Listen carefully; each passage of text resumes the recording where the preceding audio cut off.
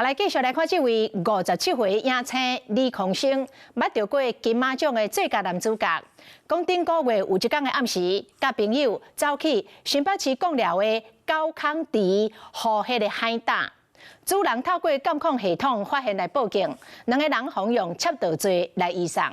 李孔生事后伫咧面册铺文道歉，讲伊已经甲主人化解误会，伊个自我消遣，讲本底只是去唱水耍水，想袂到煞变做海贼王。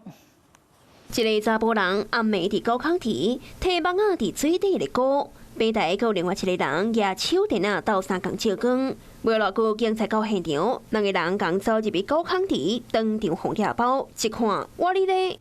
提出含低组的相片，讲这是美丽误会，因为其中一个人是金马影帝李孔生。宣北的贡寮除了七座人生水撤退好所在，阁有未少勇士地。5月22号深夜，李孔生交朋友小招到海边啊藏水边，刷手捡2粒高康池海胆。严格外边落雨业者透过监视器报警，警方到现场了后，将人逮捕，依照窃盗罪上班。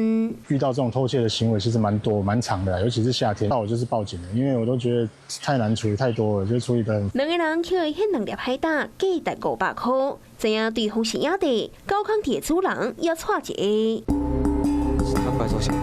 57岁李孔生是资深演员，阁摕过金马奖。